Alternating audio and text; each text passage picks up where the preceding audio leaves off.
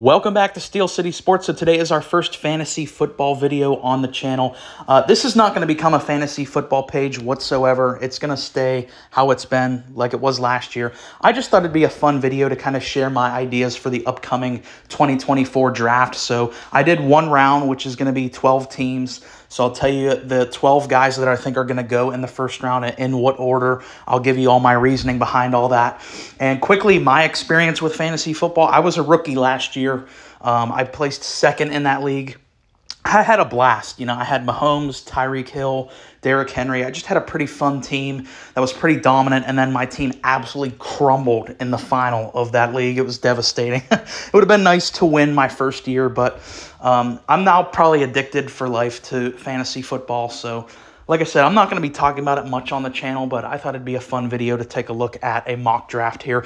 And I will say, I didn't look at anyone else's mock draft when I made this. This is solely, I just sat down with a pen and paper and wrote out the first round. I didn't look at any projections or anything like that. This is simply what I think is going to happen.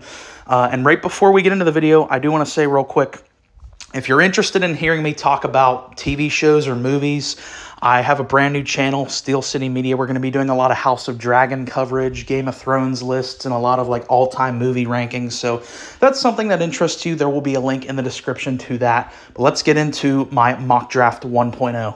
I think the consensus #1 overall pick in this year's fantasy football is going to be Christian McCaffrey without a shadow of a doubt. You look at last year, he was really projected to go in that 3 to 5-ish range. Now I think he's going to be without a doubt the consensus #1. When you look at what he did last year, is one of the all-time dominant years for a running back / receive back, whatever you want to call him. He's one of the most versatile weapons in the history of the NFL with his dual threat ability. And I can't even remember what that run he went on, that streak he had of games with a touchdown. Wasn't it 11 games or something like that? And he had multiple games this year where he was putting up over 40 fantasy points, which is fucking ridiculous. So just a quick look at his stats from last year. 1,459 rushing yards with 14 rushing touchdowns. And then you look at his receiving stats, 564 receiving yards with 7 receiving touchdowns, and has been the pulse, the lifeblood of this 49ers offense. I don't think that's going to change, especially after them giving him a pay raise. I think he's the most vital piece of this team, and I think is easily going to be the #1 pick in 99% of leagues. Starting with the second pick, I think we're going to see a pretty big run on wide receivers. People might vary on the order they would take these receivers, but this is how I would do it. So at #2, with the first wide receiver off the board, I have Tyreek Hill. You look at last year, if he wouldn't have gotten injured, I think it's pretty easy thing to say he would have cracked 2,000 yards in the regular season, because he posted 1,799 yards with 13 touchdowns, and I think he missed 2 or 3 of the last game, so he would have easily cracked 2K yards. He's the fastest player in the league. He's probably the most unguardable individual player in the entire NFL, and is in a high-powered offense in Miami. It just makes a ton of sense. Maybe I'm biased towards him because I took him last year. He wasn't really projected to go to 7th or 8th last year, and I was kind of viewed as a guy who overdrafted him because I had the 4th pick, so I took him at 4 over McCaffrey, over a couple other guys like Austin Eckler, but it turned out to be very fruitful because he was by far the best player on my team. He was the second best fantasy player last year behind McCaffrey, so I think it's a no-brainer pick. He's going to be back healthy. Like I said, they have that juggernaut offense in the regular season. Makes a lot of sense to take him as the first receiver off the board. And at #3, with the second receiver off the board, I have CeeDee Lamb, a guy I desperately wanted last year. And I even talked about this. You can go back to my videos before last season. I was saying CeeDee Lamb was going to have a monstrous breakout year, go from a good Pro Bowl player to a household name. That's exactly what he did. And I really, really wanted to land CeeDee in the second round. This year, there's 100% he's not falling like that. He's going easily in the top 3, I think, of majority of leagues this year. You look at his production, very similar to Tyreek Hill last year. Was only 50 yards behind Tyreek Hill in receiving with 1,749 yards and 12 receiving touchdowns. Absolutely monstrous, dominant year last year. And Another argument for taking CD is you look at the Cowboys offense, there's not really any other good playmakers on that team alongside CD. Like, the receiving core is very thin. Like, I like Brandon Cooks, but at that age and looking at his production last year, I don't think he's going to be getting the ball a lot. They lost Michael Gallup. So I think CD's targets are even going to go up this year, which they were really high last year. I think he's going to get even more, and he's going to be just another year better, another year into his prime. So, yeah, I do expect CeeDee Lamb to go extremely high, and I think he's a flat-out stud. I think you can argue he's the second best receiver in the NFL. Some might even say number one, and I can't really argue it too much. He's just a freak athlete. Number 4, I have Ja'Marr Chase, and this might be viewed as a controversial pick, putting him before Justin Jefferson, but I simply think two things. Number 1, in terms of talent, I think they're on the same level. Like, people have crowned Jefferson as the best receiver in the league. I think Ja'Marr Chase is as talented as Justin Jefferson. I don't really see much of a talent gap there between the two. I think they're both extraordinary Hall of Fame level talents. And on top of that, it really comes down to who's throwing them the ball. You know, you have Sam Darnold, perpetual bum in the NFL, compared to Joe Burrow, when fully healthy, is easily a top 5 quarterback in the NFL. So I know there are some concerns with Burrow's health, which might lead to Ja'Marr Chase dropping slightly in this draft, because people do worry about stuff like that. I remember a lot of talk about that last year with concerns of drafting Tyreek too high, because it was like, well, what if Tua gets hurt? Well, I don't think you should rely on that. I think you should just go with the fact of they're going to play. And even last year, Ja'Marr Chase, in the games without Joe Burrow, did not miss a beat. He was still incredible whenever Jake Browning was the quarterback. So that Burrow, obviously, you want him to play. You want him to be healthy if you're drafting Ja'Marr, but it also isn't a thing where he's reliant on Joe Burrow to get his production. You know, he was seen as the consensus number 2 guy last year. I think he does slide a little just because of the production of some other guys, but is still an incredible pick to land. And real quickly, his stats from last year: 1,216 receiving yards with 7 touchdowns. Like we said, his production did drop off a little from Burrow, but it wasn't like he fell off a cliff. And he also did have some of the most monstrous individual games last year, particularly that one against Arizona, where him and Burrow both had over 40 fantasy points, which is just mind-blowing. So I think he could easily go in the top 5 of most fantasy drafts. And at number 5, we have the consensus number 1 pick from last year, the highest paid non-quarterback in the history of the National Football League, Justin Jefferson. If you have him higher on your draft board, not really going to argue much. He's a generational talent, and despite missing 7 games last year and having some injuries to the quarterback position, was still able to crack 1,000 yards with 1,074 yards with 5 touchdowns. I think he's going to definitely have a better year statistically. He's going to be, I think, healthier.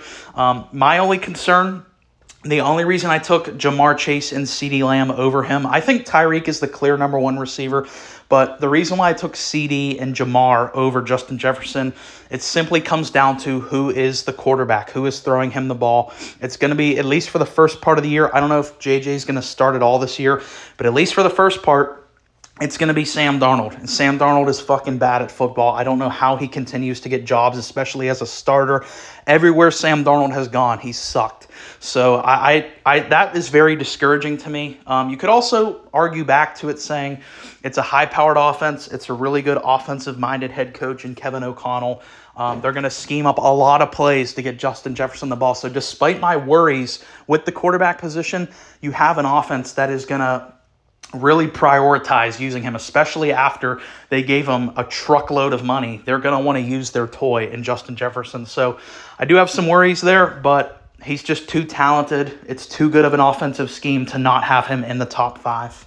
Number 6, we have yet another wide receiver off the board with Amon-Ra St. Brown. I think he was one of the most underrated guys last year because I can't remember exactly where he was projected to go, but I want to say more like late first round, maybe early second round is where people were getting him last year. But you're going to have to pay a premium price to get Amon-Ra this year. You're going to have to use a pretty high up pick to get him because he is a production machine. 1,515 yards last year with 10 touchdowns. I think it's a no-brainer to take him as one of the top receivers. And when you look at how the Lions are constructed, It's kind of similar to what we said about CeeDee Lamb. Like, they have some decent weapons outside of him, but he is clear-cut the number one receiver on his team. There is no doubt as to who they want to get to the ball to the most on the perimeter. I like some of the other guys like Reynolds and Jameson Williams, of course, but Amon-Ra St. Brown, at least how the team's currently constructed, is going to get a majority of the passing game. He's going to get majority of the looks when it comes to Jared Goff throwing the football. And another thing, like we said with these receivers, they are kind of dependent on who their quarterback is. Jared Goff has been one of the most productive quarterbacks in the NFL over the past 2-3 seasons. Ever since he landed in Detroit with Ben Johnson's offensive system, Jared Goff has been an absolute production machine, one of the most efficient and dominant quarterbacks in the regular season over the past couple of years. And Amon-Ra St. Brown is a premium pass catcher in that offense. A no-brainer to take him really high in the first round. With the 7th overall pick, we finally end the run of wide receivers taken. I have the second running back off the board with Saquon Barkley. I do think he is going to go in this range. After the real premier top-tier wide receivers are off the board, I think is where Saquon is going to be drafted in majority of leagues. You look at his skill set, his style of play, it is extremely similar to Christian McCaffrey in terms of his dual threat ability. And when you look at how productive he was last year in the god-awful, dreadful New York Giants offense, where he was legitimately the only offensive playmaker on that team. So the defenses knew the ball's going to Saquon.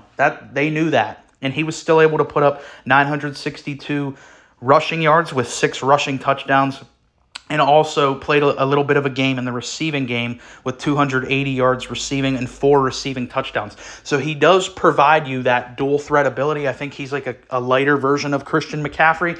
But now that he's in a new system with the Eagles with much more offensive playmakers, he could actually have a more productive year with having less carries and less catches, because the opposing defense can no longer suffocate Saquon. They can't stack the box to just cover Saquon, because now he's playing on basically a Pro Bowl team. Great offensive line, dual threat quarterback Jalen Hurts, 2 Pro Bowl receivers, A.J. Brown and Devonta Smith. So, like I said, he might not get as much targets, but he still, I think, could have even a more productive season, because he's not going to be as covered as heavily as he was with the Giants. And on top of that, he's just a freak talent on his own right. So I think he will be the second running back off the board and is probably going to go in this range after these top-tier receivers are taken.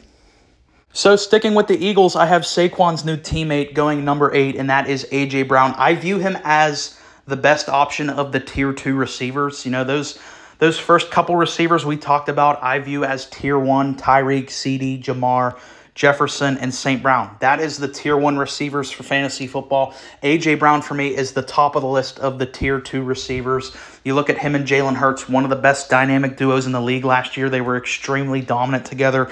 A.J. Brown put up 1,456 receiving yards with 7 receiving touchdowns. And like we said, he's in a very free-flowing offense with a lot of different playmakers on his team. So you can't really drape A.J. Brown. You can't double cover him because there's just so many other playmakers on the Eagles. And him and Hurts have had one of the best connections in the entire NFL ever since A.J. Brown got to Philly.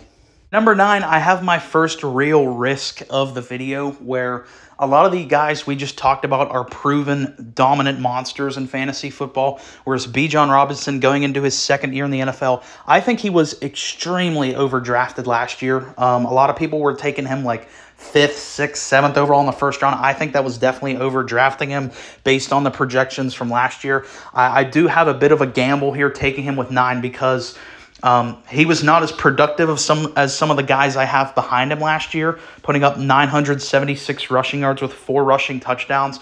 But this pick is really based on the growth I think he's going to have, and it's a brand new system. So there is a lot of uncertainty with Bijan. He definitely kind of underperformed, at least fantasy-wise, based off his projections last year. He was kind of overdrafted, and it's a brand new system. But I just believe in the raw, undeniable, high-end talent of Bijan Robinson, especially as a dual-threat guy, like we just talked about with McCaffrey, like we just talked about with Saquon. That is now kind of the mold of the premier running backs in today's NFL, is to be dual threat, and I think Bijan can really do that. He now has at least a competent quarterback with Kirk Cousins or Penix, whatever one of them plays majority of the year. They're both, I think, significant upgrades over Desmond Ridder. So I think the Falcons' offense is going to be vastly improved, and I think Bijan is on pace to have a monster breakout year in year 2 of his NFL career. At number 10, we have the rookie sensation from last year, Puka Nacua, who went probably undrafted in every single fantasy league last year. And by the end of the year last year was one of the top producing fantasy players. And if you're one of those people that got Puka on the waiver waivers last year, big props to you. That's a hell of a get. 1,486 receiving yards. That's the most all-time for a rookie wide receiver, and 6 receiving touchdowns. You could say I'm kind of undervaluing Puka, honestly, because, you know, this production from a rookie is insanity. The only reason I don't have Puka a little higher is a couple things. Number one, Matthew Stafford's health does kind of worry me, and we've seen the Rams without Stafford be dreadfully bad. The Rams are kind of night and day when Stafford plays and when he doesn't. When he doesn't play, they're fucking terrible. So that worries me a little with his age and his injury stuff. And number two, we've seen, and this isn't just an NFL thing, this is all across all sports. We've seen all kinds of rookies come in and dominate their first year, and then kind of once they get real expectations put on them, they're never really able to live up to that. I'm not saying that's going to happen with Puka. That's just, I want to at least see him replicate it another year, which I fully have confidence he's going to do just given his skill set, which is why I have him going 10. But if you want to argue putting him higher on the draft board, I'm not really going to argue with you that much. And sticking with the Rams at number 11, I have a touchdown monster from last year, Kyren Williams, who put up 1,144 rushing yards with 12 rushing touchdowns from last season. I didn't even write down his receiving stats, so that might also be another thing to add to his resume. I didn't check, but to do that in your second year in a pass-heavy offense, I think is extremely impressive. I think McVay is on a short list as one of the best offensive minds in the league. So being in that Rams offense, that's going to help a lot. Their offensive line is vastly improved from just a couple years ago. So Kyren, I think, is one of the best value picks at the end of the first round. I thought he was a rookie last year. So that kind of ruined one of my videos where I made a video. It was the top 10 rookies from last year, and I worked pretty hard on it, and it was actually one of my favorite videos I ever made, but I had to fucking delete it because I had Kyren Williams on there, and it made me look like a fucking jackass because I thought he was a rookie. But no, he's going into year 3, really probably going to be starting to hit his athletic prime, so I expect a monstrous season from Kyren Williams. In the final pick of the first round, I have Stefon Diggs. This might be viewed as a controversial pick. Like I said, I didn't look at any mock drafts, so I don't know if people are having him go in the first round. And there's probably some good arguments you can make as to not taking him in the first round. The number one thing would be his production dropped off a cliff last year towards the end of the year. But I think that really has to come down to like Buffalo's chemistry. We're going to have to make a separate video about what the hell happened in Buffalo with him and Josh Allen and all that. And another thing would be, there's just too many targets on the Texans. Like, they're all going to take away from each other. You have Tank Dell, Nico Collins, Dalton Schultz, and Joe Mixon. Like, all these guys are going to get targets. So you could argue none of the Texans' weapons are going to go in the first round just because they have too many people to get the ball to. But my argument would be, Stefon Diggs is never going to be doubled this entire year. He's been on this crazy run in Buffalo where he's been one of the best receivers, and he's been the clear guy. There's no one else even near the talent of Stefon Diggs on the Bills the past couple of years. Everyone knew the ball was going to him, and now he's on a team where you have all these other weapons. He's never going to be double covered, and he's playing with Stroud, one of the best up-and-coming quarterbacks.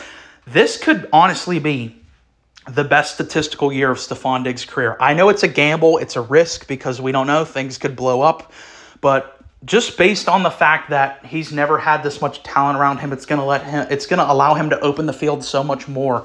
I am willing to gamble on that production and take Stefon Diggs in the first round. Like I said, I don't know if that's viewed as a controversial pick in fantasy circles, but that's who I have. So that has been my mock draft 1.0 of fantasy football for the upcoming year. So definitely let me know how you think I did. Do you think I'm an idiot? And definitely let me know some of your top picks who you want to get in fantasy football. And if you made it this far in the video, really appreciate you listening. Please like and subscribe.